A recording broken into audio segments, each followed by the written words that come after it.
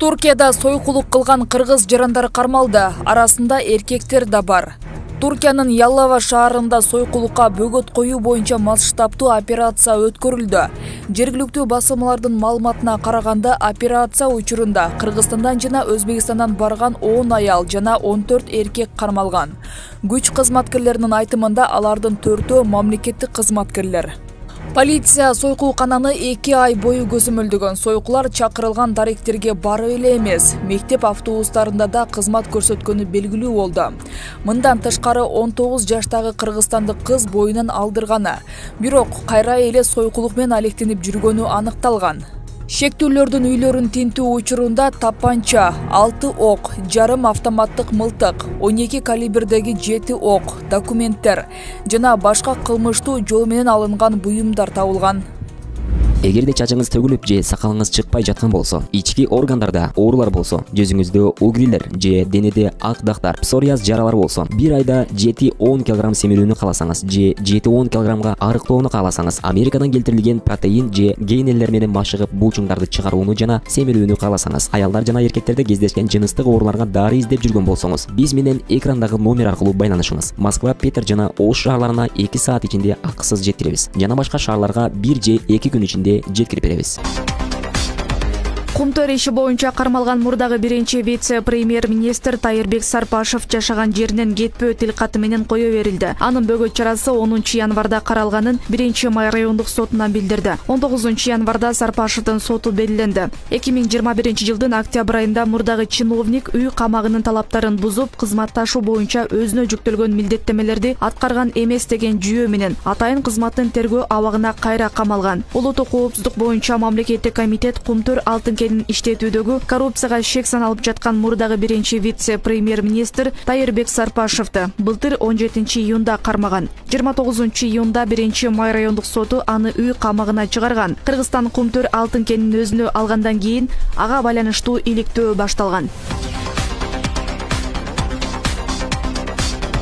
Номер 30 Ысык Ата округунан жогорку кеңештин депутаты болуп шайланган Акбөкөн Таштанбеков үй камагына чыгарылды. Бишкек шаардык сотунун анын бөгөт чарасы 10 январда Свердлов райондук сотунда каралганын маалымдашты. Борбордук шайлоо комиссиясы номер 30 Ысык Ата округуна жогорку кеңештин депутаты болуп шайланган Акбөкөн Таштанбековго 31 декабрда депутаттык көөлүк менен төш белги тапшырган. Таштанбеков 7-чакырылыштын 29 декабрдагы 1-отурумунда ант берген эмес. Аны улуттук коопсуздук комитети улут аралык жана аймак аралык кастыкты козутуу беренеси менен айыптап камакка алган.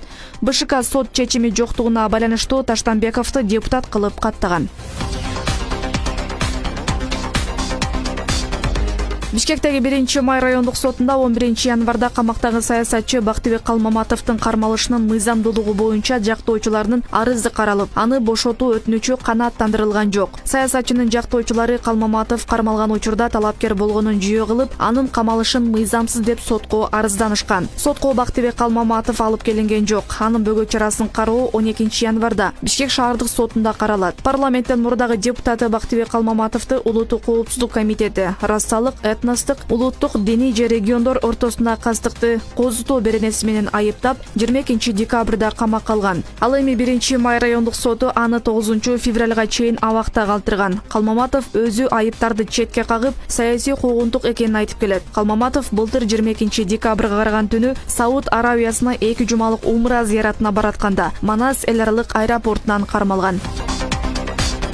Казакстандын президенти Касым-Жомарт Токаев өкмөт башчы кызматына Алихан Смаиловдун талапкерлигин парламентке сунуштады. Мажилистин төрагасы Нурлан Нигматуллин аны 89 депутаттын баары бир добуштан колдогонун билдирди. Смаилов 5 январдан тартып өкмөт башчынын милдетин аткарып жаткан. Ага чейинки өкмөт башчы Аскар Мамин Казакстандагы соңку тополоңдорго байланыштуу кызматтан алынган. Казакстанда газдын баасынан улам тутанган нааразылык тополоң башаламандык менен коштолду. Касым-Жомарт Токаев 11 январда соңку окуяларга байланыштуу түзүлгөн ыкчам штабтын онлайн жыйынын өткөрүп, анда күч органдардын жетекчилери жана башкы прокурор маалымат берди. Ага ылайык өлкөдө антитеррордук операциялар башталгандан бери 400дөн ашык сотко чейинки иликтөө жүрүп жатат. Адам өлтүрүү, бийлик өкүлдөрүнө зомбулук көрсөтүү, мамлекеттик органдардын имаратына чабуул жасоо фактыларына байланыштуу 388 кылмыш иши козголду. Бишкектеги Манас эл аралык аба майданынан Түркиянын жаранын уурдоо фактысы боюнча дагы 2 адам изделүүдө. Бул тууралуу улуттук коопсуздук боюнча мамлекеттик комитети кабарлады.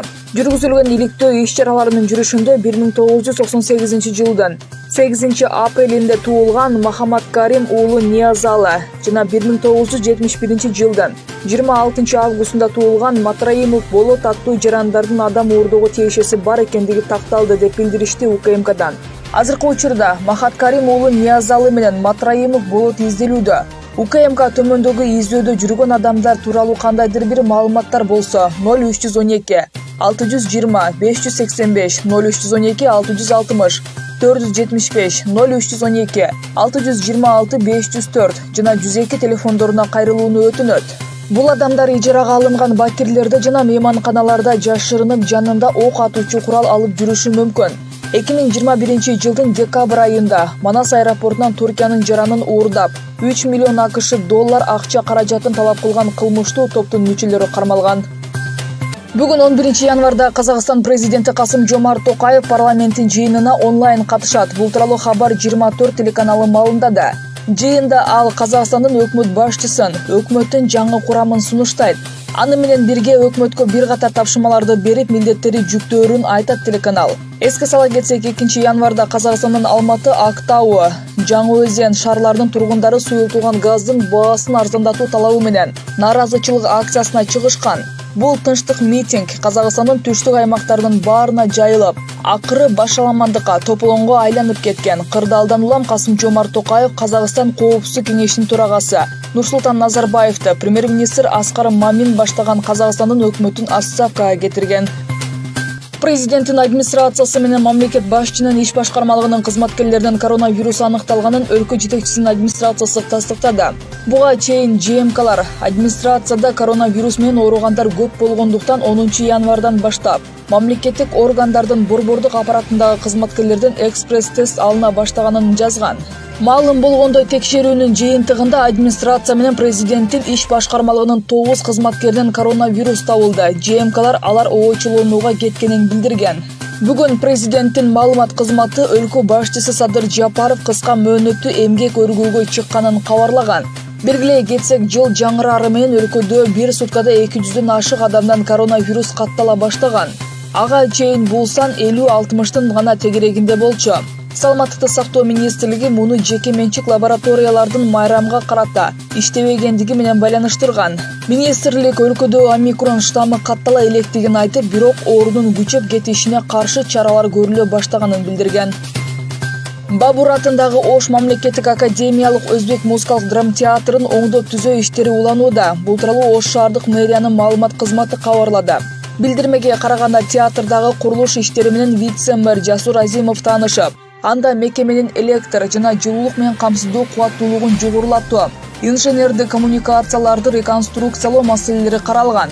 Белгилей кетсек, театр Өзбекстандан тартылган гранттын эсебинен өкмөттөр аралык келишимге ылайык жасалууда. Долбоордун баасы $5 миллион түзөт.